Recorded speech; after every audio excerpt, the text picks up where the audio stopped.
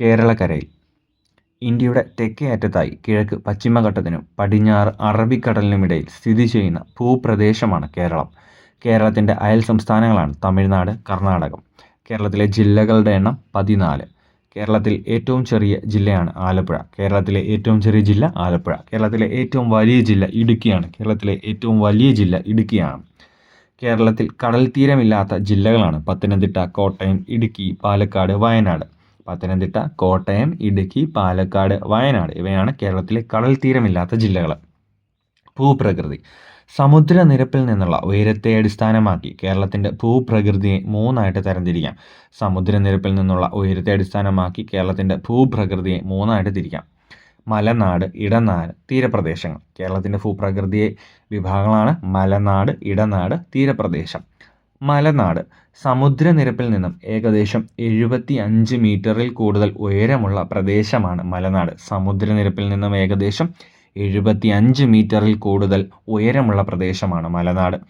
കേരളത്തിലെ നദികളെല്ലാം ഉത്ഭവിക്കുന്നത് മലനാടിൽ നിന്നാണ്. കേരളത്തിലെ നദികളെല്ലാം ഉത്ഭവിക്കുന്ന ഭൂപ്രകൃതിയാണ് മലനാട്. മലനാടിൻ്റെ ഭൂരിഭാഗവും വനങ്ങളാണ്. കേരളത്തിൻ്റെ മലനാട് പ്രദേശം ഭാഗമായിട്ട് വരുന്ന മലനിരകളാണ് പശ്ചിമഘട്ടം. കേരളത്തിൻ്റെ മലനാട് പ്രദേശ ഭാഗമായിട്ട് വരുന്ന മലനിരകളാണ് പശ്ചിമഘട്ടം. തെക്ക് തമിഴ്നാട് മുതൽ വടക്ക് ഗുജറാത്ത് വരെ വ്യാപിച്ചു കിടക്കുന്ന മലനിരകൾ അറിയപ്പെടുന്നു പശ്ചിമഘട്ടം. സഹ്യപർവ്വത നിര എന്നറിയപ്പെടുന്ന പർവ്വതനിരയാണ് പശ്ചിമഘട്ട മേഖല. സഹ്യപർവ്വത നിര എന്നറിയപ്പെടുന്ന പർവ്വതനിരയാണ് പശ്ചിമഘട്ട മേഖല. സൈലന്റ് വാലി സ്ഥിതി ചെയ്യുന്ന ജില്ല പാലക്കാട്. സൈലന്റ് വാലി സ്ഥിതി ചെയ്യുന്ന താലൂക്ക് മണ്ണാർക്കാട്. സൈലന്റ് വാലി സ്ഥിതി ചെയ്യുന്ന ജില്ല പാലക്കാട്. സൈലന്റ് വാലി സ്ഥിതി ചെയ്യുന്ന താലൂക്ക് മണ്ണാർക്കാട്. സൈലന്റ് വാലി ആ പേര് നൽകാനുള്ള കാരണം എന്താണ്? ചീവീടുകൾ അപൂർവമായതുകൊണ്ടാണ് സൈലന്റ് വാലി അല്ലെങ്കിൽ നിശബ്ദ താഴ്വര എന്ന് പേര് വരാനുള്ള കാരണം ചീവീടുകൾ അപൂർവമായതുകൊണ്ടാണ്.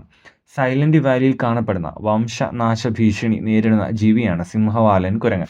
സൈലന്റ് വാലിയിൽ കാണപ്പെടുന്ന വംശനാശ ഭീഷണി നേരിടുന്ന ജീവിയാണ് സിംഹവാലൻ കുരങ്ങ്. ഇടനാട് സമുദ്രനിരപ്പിൽ നിന്നും 7.5 മീറ്റർ മുതൽ 75 മീറ്റർ വരെ ഉയരമുള്ള ഭൂപ്രദേശങ്ങൾ അറിയപ്പെടുന്നു ഇടനാട്. സമുദ്രനിരപ്പിൽ നിന്നും 7.5 മീറ്റർ മുതൽ 75 മീറ്റർ വരെ ഉയരമുള്ള ഭൂപ്രദേശങ്ങൾ അറിയപ്പെടുന്നു ഇടനാട്. ചെറിയ കുന്നുകളും താഴ്വരകളും നദീതടങ്ങളുമെല്ലാം പ്രത്യേകതയായിട്ട് വരുന്ന ഭൂപ്രകൃതിയാണ് ഇടനാട്. ഇടനാടിൻ്റെ കിഴക്കേ അതിര് മലനാടും ഇടനാടിൻ്റെ പടിഞ്ഞാറേ അതിര് തീരപ്രദേശവുമാണ്. ഇടനാടിൻ്റെ കിഴക്കേ അതിര് മലനാടും ഇടനാടിൻ്റെ പടിഞ്ഞാറേ അതിര് തീരപ്രദേശവുമാണ്. തീരപ്രദേശം സമുദ്രനിരപ്പിൽ നിന്നും 7.5 മീറ്റർ വരെ ഉയരമുള്ള ഭാഗം അറിയപ്പെടുന്നു തീരപ്രദേശം. സമുദ്രനിരപ്പിൽ നിന്നും 7.5 മീറ്റർ വരെ ഉയരമുള്ള ഭാഗം അറിയപ്പെടുന്നു തീരപ്രദേശം. സമുദ്രനിരപ്പിൽ നിന്നും ഏകദേശം 75 മീറ്ററിൽ കൂടുതൽ ഉയരമുള്ള പ്രദേശമാണ് മലനാട്. സമുദ്രനിരപ്പിൽ നിന്നും ഏകദേശം 7.5 മീറ്റർ മുതൽ 75 മീറ്റർ വരെ ഉയരമുള്ള ഭൂപ്രദേശം അറിയപ്പെടുന്നു ഇടനാട്. സമുദ്രനിരപ്പിൽ നിന്നും 7.5 മീറ്റർ വരെ ഉയരമുള്ള ഭാഗം അറിയപ്പെടുന്നു തീരപ്രദേശം. പൊതുവെ മണൽ നിറഞ്ഞ ഭൂപ്രദേശമാണിത്. കേരളത്തിൽ അതികഠിനമായ ചൂടോ തണുപ്പോ അനുഭവപ്പെടാതിരിക്കാനുള്ള പ്രധാന കാരണം ഈ കടലിൻ്റെ സാമീപ്യമാണ്. കേരളത്തിൽ അതികഠിനമായ ചൂടോ തണുപ്പോ അനുഭവപ്പെടാതിരിക്കാനുള്ള പ്രധാന കാരണം കടലിൻ്റെ സാമീപ്യമാണ്. കാലാവസ്ഥ. കേരളത്തിൽ ഏറ്റവും കൂടുതൽ മഴ ലഭിക്കുന്ന കാലം തെക്ക് പടിഞ്ഞാറൻ മൺസൂൺ കാലമാണ്. കേരളത്തിൽ ഏറ്റവും കൂടുതൽ മഴ ലഭിക്കുന്ന കാലം തെക്ക് പടിഞ്ഞാറൻ മൺസൂൺ കാലമാണ്. തെക്ക് പടിഞ്ഞാറൻ മൺസൂൺ കേരളത്തിൽ ആരംഭിക്കുന്ന മാസമാണ് ജൂൺ. തെക്ക് പടിഞ്ഞാറൻ മൺസൂൺ കേരളത്തിൽ അറിയപ്പെടുന്നു കാലവർഷം അല്ലെങ്കിൽ ഇടവപ്പാതി. തെക്ക് പടിഞ്ഞാറൻ മൺസൂൺ കേരളത്തിൽ അറിയപ്പെടുന്നു കാലവർഷം അല്ലെങ്കിൽ ഇടവപ്പാതി. മൺസൂണിൻ്റെ കവാടം എന്നൊക്കെ അറിയപ്പെടുന്നത് കേരളത്തെയാണ്. മൺസൂണിൻ്റെ കവാടം എന്നറിയപ്പെടുന്നത് കേരളത്തെയാണ്. കേരളത്തിൽ തുലാവർഷം അനുഭവപ്പെടുന്ന മാസങ്ങൾ ഒക്ടോബർ മുതൽ ഡിസംബർ വരെയാണ്. കേരളത്തിൽ തുലാവർഷം അനുഭവപ്പെടുന്ന മാസങ്ങൾ ഒക്ടോബർ മുതൽ ഡിസംബർ വരെയാണ്. വടക്കുകിഴക്കൻ മൺസൂൺ മഴക്കാലം കേരളത്തിൽ അറിയപ്പെടുന്നു തുലാവർഷം. വടക്കുകിഴക്കൻ മൺസൂൺ കേരളത്തിൽ അറിയപ്പെടുന്നു തുലാവർഷം.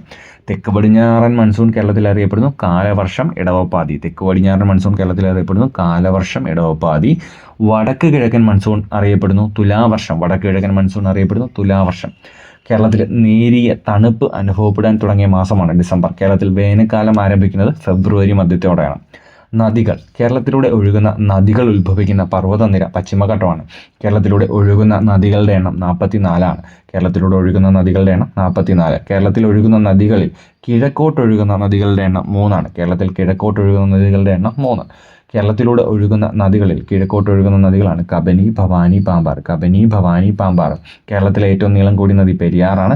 കേരളത്തിലൂടെ ഒഴുകുന്ന നദികളിൽ പടിഞ്ഞാറോട്ടൊഴുകുന്ന നദികളുടെ എണ്ണം 41ആണ്. കൊടങ്ങരപ്പള്ളം പുഴ ഒഴുകുന്ന കേരളത്തിലെ പ്രദേശം അട്ടപ്പാടിയാണ്. കൊടങ്ങരപ്പള്ളം പുഴ ഒഴുകുന്ന പ്രദേശം അട്ടപ്പാടി. 1/4 നൂറ്റാണ്ട് മുമ്പ് വറ്റി വരണ്ടു പോയ അട്ടപ്പാടിയിലെ ഏത് പുഴയാണ് ഒഴുക്ക് വീണ്ടെടുത്തുകൊണ്ടിരിക്കുന്നത്? കൊടങ്ങരപ്പള്ളം. കൊടങ്ങരപ്പള്ളം പുഴയുടെ ഉത്ഭവസ്ഥാനം തമിഴ്നാട് അതിർത്തിയിലെ പെരുമാൾമുടി. തമിഴ്നാട് അതിർത്തിയിലെ പെരുമാൾമുടിയിൽ നിന്നാണ് കൊടങ്ങരപ്പള്ളം പുഴയുടെ ഉത്ഭവസ്ഥാനം. കൊടങ്ങരപ്പള്ളം പുഴ ഒഴുകി എത്തിച്ചേരുന്ന പുഴ ഭവാനി പുഴയാണ്. കൊടങ്ങരപ്പള്ളം പുഴ ഒഴുകി എത്തിച്ചേരുന്ന പുഴ ഭവാനി. കായലുകൾ.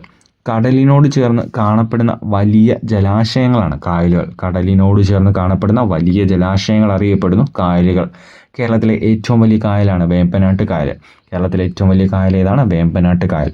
വേമ്പനാട്ട് കായൽ വ്യാപിച്ചു കിടക്കുന്ന ജില്ലകളാണ് ആലപ്പുഴ, കോട്ടയം, എറണാകുളം. വേമ്പനാട്ട് കായൽ വ്യാപിച്ചു കിടക്കുന്ന ജില്ലകൾ ആലപ്പുഴ, കോട്ടയം, എറണാകുളം. തടാകങ്ങളും.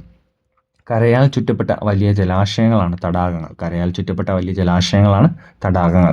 കേരളത്തിലെ ഏറ്റവും വലിയ ശുദ്ധജല തടാകമാണ് ശാസ്താംകോട്ട. കേരളത്തിലെ ഏറ്റവും വലിയ ശുദ്ധജല തടാകമാണ് ശാസ്താംകോട്ട. ശാസ്താംകോട്ട തടാകം സ്ഥിതി ചെയ്യുന്ന ജില്ല കൊല്ലമാണ്. ശാസ്താംകോട്ട തടാകം സ്ഥിതി ചെയ്യുന്ന ജില്ല കൊല്ലം. കൃഷിയും ജനജീവിതവും. കേരളത്തിൻ്റെ തീരപ്രദേശങ്ങളിൽ മുഖ്യമായും കൃഷി ചെയ്യുന്ന വിളകൾ തെങ്ങും നെല്ലുമാണ്. കേരളത്തിൻ്റെ തീരപ്രദേശങ്ങളിൽ മുഖ്യമായും കൃഷി ചെയ്യുന്ന വിളകൾ തെങ്ങ്, നെല്ല്. തേയില, ഏലം, കുരുമുളക് എന്നീ വിളകൾക്ക് ഏറെ അനുയോജ്യമായ കേരളത്തിലെ ഭൂപ്രദേശം മലനാടാണ്. കേരളത്തിൻ്റെ ദേശീയോത്സവം ഓണമാണ്. ചിങ്ങമാസത്തിലെ വിളവെടുപ്പുമായിട്ട് ബന്ധപ്പെട്ട കേരളത്തിലെ ഉത്സവമാണ് ഓണം. കേരളത്തിലെ റെയിൽവേ പാതകളില്ലാത്ത ജില്ലകളാണ് ഇടുക്കിയും വയനാട്. കേരളത്തിൽ റെയിൽവേ പാതകളില്ലാത്ത ജില്ലകളാണ് ഇടുക്കിയും വയനാട്.